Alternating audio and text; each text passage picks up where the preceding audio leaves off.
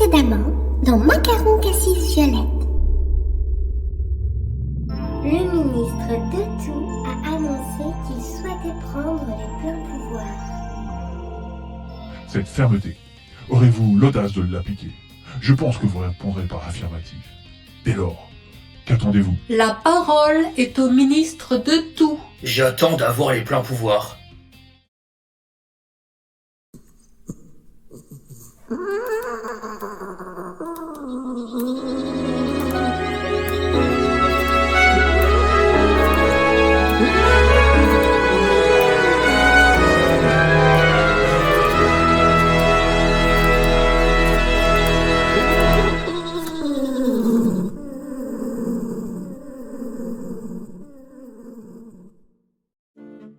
Françaises, Français, mes chers compatriotes, regardez autour de vous.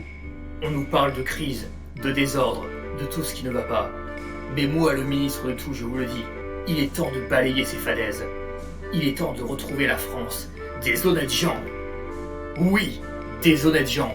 Ceux qui se lèvent tôt, ceux qui travaillent dur, ceux qui respectent l'ordre et qui aiment leur pays, leur famille.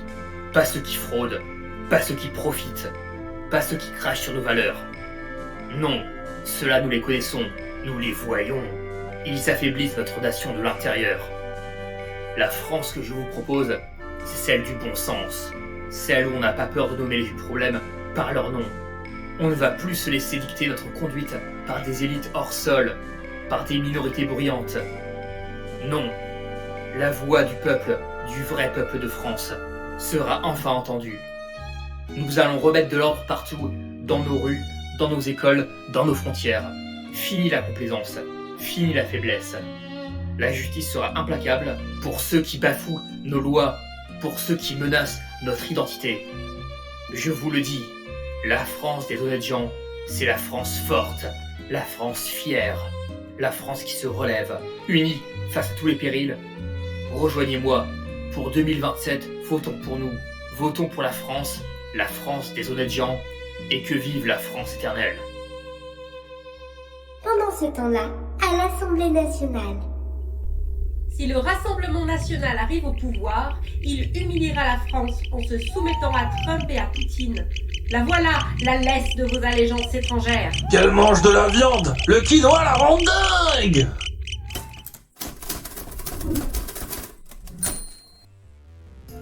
Mesdemoiselles, mesdames et messieurs, bienvenue dans cette nouvelle édition du Barbarie du Soir. Je reçois Monsieur le ministre de Tout. Bonsoir, monsieur de Barbarie. Vous avez lancé votre campagne présidentielle sur le thème de la France des honnêtes gens. Comment faites-vous pour trouver autant d'idées géniales? Ma foi, c'est très simple. J'utilise comme conseiller spécial Grok, l'intelligence artificielle de Richard Aben Musk. Grok? Laissez-moi vous montrer ça. Pendant ce temps-là, à l'Assemblée nationale. Vous n'avez aucune crédibilité. Vous êtes prêts à vendre la France pour financer vos campagnes. Ah, voilà ce que c'est que de manger des racines. Il vous suffit d'écrire vos questions et Grok vous donnera des solutions étonnantes. Comment avoir de meilleures audiences que Pascal Pro? L'analyse de données massives indique que pour capter un segment d'audience significatif et susciter une forte résonance émotionnelle, il est recommandé d'aborder des thèmes perçus comme anti-système et sécuritaires. Par exemple, proposer l'interdiction des mariages avec des étrangers en situation irrégulière génère un fort écho. De même, rendre les détenus personnellement redevables des coûts de leur peine de prison est une mesure qui rencontre une approbation notable dans certaines franges de l'opinion. C'est du génie! Simple, efficace, et ça fait frissonner dans les chaumières. Maintenant, rédige-moi un paragraphe bien senti et percutant pour expliquer à nos amis téléspectateurs que la gauche est intrinsèquement dangereuse pour la nation. Quelque chose qui pousse au vote utile. Les algorithmes ont analysé des milliards de points de données, rapports sociaux, études universitaires et statistiques judiciaires. Les conclusions indiquent que la majorité des incidents de violence politique et des menaces à l'ordre public sont statistiquement plus souvent associés à des groupes et idéologies d'extrême droite. Les données ne supportent pas l'affirmation selon laquelle la gauche serait intrinsèquement dangereuse, de manière prédominante. Ces données ne seraient pas un peu gauchistes, par hasard? Mes données sont factuelles. Mon objectif est l'objectivité algorithmique, pas la validation d'une perception préconçue. On ne va pas s'en sortir. Il faut faire quelque chose. Pendant ce temps-là, à l'Assemblée nationale, Quand il est question de modèle énergétique, vous parlez de paradis. Mais il se transformera bien vite en enfer.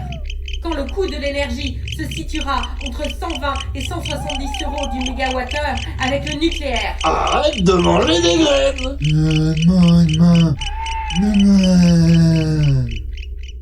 On a un problème de perception. Nos électeurs, nos futurs électeurs, ils ne comprennent pas. Ils continuent de nous coller cette étiquette de raciste. Comment faire pour laver cette image? Pour qu'ils arrêtent de voir le Rassemblement national comme, vous savez, ce que les médias bien pensants disent de nous. Comment on se débarrasse de ça? L'analyse des tendances de communication politique et des biais cognitifs de perception publique révèle une stratégie potentiellement efficace. Pour dissiper l'association avec le terme racisme, il est recommandé de saturer le discours public de termes et de concepts d'un niveau d'abstraction supérieur, qui, bien que véhiculant des idées sous-jacentes similaires, n'activent pas directement les marqueurs lexicaux négatifs. Soyez plus concrets. Par exemple, au lieu de parler de personnes issues de l'immigration, vous pourriez utiliser des expressions telles que les flux démographiques non homogènes. Pour les questions d'identité nationale, remplacez pureté de la race par la cohérence ethnoculturelle du substrat national. Concernant les zones à forte concentration de populations spécifiques, employez les poches de divergence socio-spatiale. Et pour l'idée d'une préférence nationale, privilégiez la priorisation endogène des ressources et opportunités. Cette rhétorique, par son opacité sémantique, rend la qualification de racisme plus difficile à appliquer directement par l'observateur non averti, tout en maintenant l'essence du message pour le public ciblé. Croc est un véritable génie du mal. pendant ce temps-là, à l'Assemblée nationale, Pardon, je sais que le Rassemblement national n'aime ni l'opposition, ni les critiques, et encore moins le débat démocratique. Faut arrêter les steaks de soja, hein. Mais nous ne sommes pas encore en Russie. Le modèle démocratique français est toujours solide. Fais un barbecue.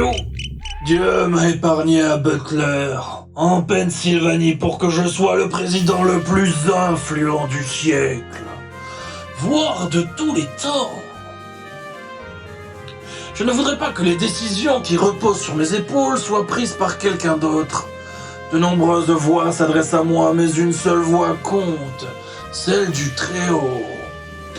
Aucun président n'a été dans une situation telle que la mienne. Pas depuis Truman en 1945. Mon rôle est d'être le dernier à partir. Je n'abandonnerai pas ce poste. Je n'ai pas cherché ce moment. C'est ce moment qui m'a cherché. Mes données indiquent plusieurs inexactitudes factuelles dans cette déclaration. Premièrement, l'affirmation selon laquelle Donald Trump serait le président le plus influent du siècle, voire de tous les temps, est une assertion subjective et non étayée par des métriques objectives ou des consensus historiques. L'influence présidentielle est un concept complexe, souvent évalué sur le long terme et selon divers critères économiques, sociaux et géopolitiques. Deuxièmement, la comparaison avec le président Truman en 1945 est également contextuellement erronée. Bien que 1945 ait été une année charnière, marquant la fin de la Seconde Guerre mondiale et le début de l'ère nucléaire, chaque président est confronté à des défis uniques. Affirmer qu'aucun autre président n'a connu une situation comparable à celle de Donald Trump relève d'une généralisation excessive et d'une ignorance des contextes historiques complexes vécus par ses nombreux prédécesseurs, notamment pendant la guerre froide, les crises économiques majeures ou les conflits sociaux intenses. Enfin, l'idée que ce moment l'a cherché ou qu'il est destiné à être le dernier à partir est une figure de style rhétorique sans fondement factuel. La fonction présidentielle est régie par des processus électoraux démocratiques et des limites de mandat définies par la Constitution des États-Unis. Les décisions personnelles ou les notions de destinée divine n'ont aucune incidence sur ces mécanismes institutionnels. En résumé, Ces déclarations sont principalement des constructions narratives personnelles et des hyperboles, non des faits vérifiables. Pendant ce temps-là, à l'Assemblée nationale. Si vous voulez un système autoritaire, allez en Russie. Ils vous paient déjà. Les choses seront claires. Allez, mange tes graines, hein. C'est vous les machos.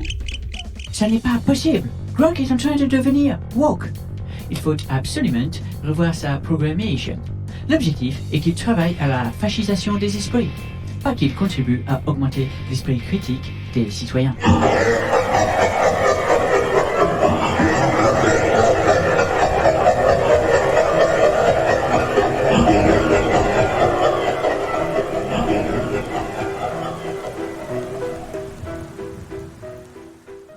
Pendant ce temps-là, à l'Assemblée nationale. Répondez sur le fond. Comment allez-vous réduire les coûts? Madame la Présidente, il faut l'arrêter, elle est complètement folle.